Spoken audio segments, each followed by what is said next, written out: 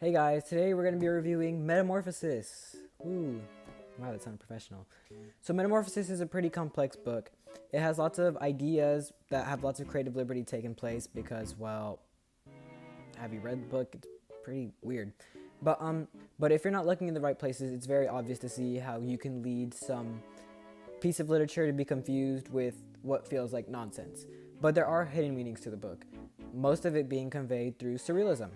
If this presentation is going in order, you probably already heard the definition of surrealism, but I think I'll be reading it again just, for the general purpose. Surrealism was a movement in art and literature that changed and encouraged creative liberty of artists in irrational but explainable ways that could be created with their platforms.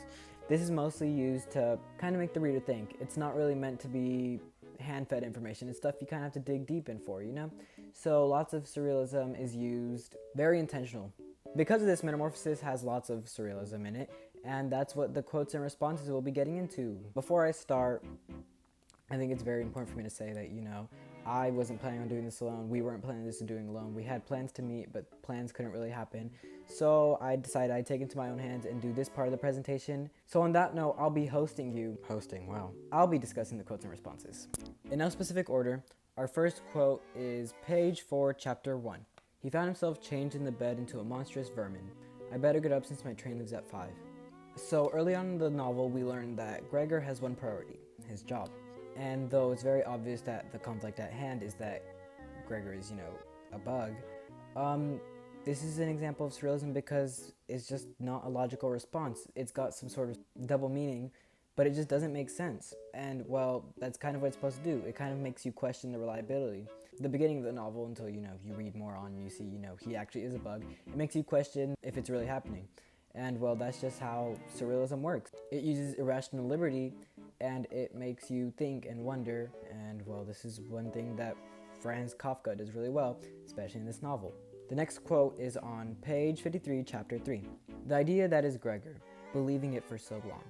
This is an example of surrealism because the family is completely oblivious to Gregor's condition, even though it's very obvious at this point that this bug is Gregor. It just happened, and well, even though we don't have a reason why, the family's reaction of what seems to almost be ignoring Gregor's condition is beyond logic. It just doesn't make any sense. Just like Gregor prioritized his work instead of him being a bug, his family also seems to be overlooking his transformation.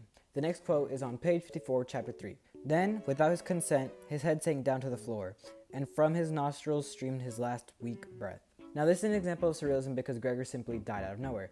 Now, although it may not be that deep, more than likely it's because maybe Gregor didn't actually become a bug, and all this was just fake, and it would kind of make sense. Once again, it makes you question the reliability, and it makes you wonder what's really going on. And instead of giving you some hints or clues leading into it, it's just this word choice and this type of irrational imagery is giving this idea that things are just happening when there's double meanings. And although I can't seem to find the double meaning to this, it's pretty obvious that there is something hidden among the book, among the words that kind of explain the unexplainable. This next quote is on page 15, chapter 1. She had brought him a wide assortment of things. Now this quote is more about the context than it is about the quote in general. But this is an example of surrealism because what Anna is trying to achieve is not really quite sure. You see, Gregor just confirmed to his family that his condition is not a mere illness in doing so. So Anna brings Gregor a feast without an ounce of confusion. There's no conversation. There's no reason for her to believe that there's an actual giant bug to be Gregor. Gregor's family's reaction is an example of the logic gets thrown out the window, and this is where the surrealism imagery comes in, since we aren't quite sure what is going in Anna's head that keeps her believing that it is Gregor as much as it could not be. Wow, I usually don't mess up that much, sorry. This next quote is on page 3, chapter 1. Gregor's eyes then turned to the window and the overcast weather. He could hear raindrops hitting against the metal window ledge, completely depressed him. Like I've stated before, this is the beginning of the book when Gregor kind of learns to realize that he is actually transformed. And, well, he has no idea how to react. It doesn't seem real to him for a second, but of course, sooner or later, he's going to have to come to accept terms. In a way, I see it as a way of denial, because the way that he looks towards the window and the thing that depresses him is the rain, it really feels off. It feels like he's trying to normalize his life because he's having a hard time trying to accept the fact, like, I'm a big roach, like, that's not good. He's just trying to give the depression a different reason so he can feel more human. And the way Kafka depicted it as just a huge bug staring at a raining window is surrealistic in its own way. This next quote is on page 27, chapter 2. And so he had begun to work with special ardor and had risen almost overnight from stock clerk to traveling salesman, which of course had opened up very different money-making possibilities. And in no time, his success on the job were transformed by means of commissions into hard cash that could be plunked down on the table at home in front of his astonished and delighted family. And not only is he dismissing his condition once again as, being a big bug, but he's also showing signs of being in denial. But most importantly, the more you chime into it and you get to realize that Gregor thinks he can still live his life as a bug. He's such a backbone for his family that even as a bug, he thinks that he has a life to live and he can actually go on forward.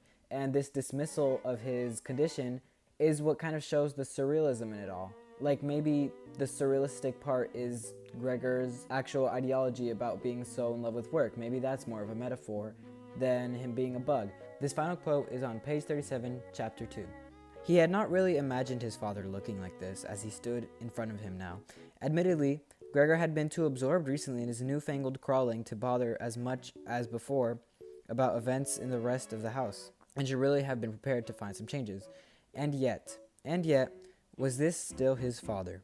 This quote actually shows three things. First one, I will explain, will be the surrealism. With only words to describe what's going on, when would one expect a bug standing in front of a man to be a questionable conundrum of whether Gregor's father is still his father, if he was not the same Gregor? The second idea being, if this is all metaphorical, what changed Gregor so much that he became so distant from his father? For there to be a man and bug difference, so much as to question their bloodline. And for the third unrelated idea, Gregor has now begun to accept and be more aware of his place as a bug. Has he been going through grief? Is that why denial was so prevalent in the beginning? Is this about Gregor going through something that he wouldn't think would drag him down and change him as a person enough to question where his stance stays? This is where more metaphors come in, and it's starting to make you question, the metamorphosis isn't really about a roach, is it? It's got to be about some other deeper meaning. And although it is not said what it is, you know it's something that would change him. Maybe even thus the name, Metamorphosis. Kind of why surrealism plays a really big part in this book, because even though all the imagery we get is the idea of Gregor squirming around his house as a bug trying to get his life back to what it was, it really makes you wonder, when does Metamorphosis become an outline for other stories? Because on its own, Metamorphosis feels like it's so unique, but when you break it down to the general idea and this whole type of grief and denial storyline, it really starts to become similar to other stories. That's where Metamorphosis surrealism comes from. Because the surrealism Metamorphosis was so heavy and so dense that when you break through it, you finally understand what it all means. And even though I haven't completely uncovered it, I get the general idea enough to understand then Gregor's life as a bug for less than a week. New lighting. It's pretty cool. Metamorphosis is a great book that uses surrealism really well. And the way Kafka uses surrealism to compare a story of a man completely changing into a bug and dying as a way to reflect the concept and loose outline of what feels like a coming-of-age story is honestly phenomenal. Surrealism had a really huge impact on literature and art during this time, as it was an artistic movement. It really changed literature differing from other times. Tough meanings and hard conclusions can be drawn just in a different way, proves that surrealism is equally as good as any other artistic style and can produce the same amount of content as any other type of art form, even traditional, thus making Kafka's Metamorphosis a great piece. Anyways, that's all. If that wasn't obvious to the 4 people who are actually been paying attention. Kidding, I don't know how many of y'all been paying attention. You can always follow my Instagram over there, just saying. Anyways, that's all. If you had a question about the talkie bag, I tape talkie bags to my wall. That's it. Bye.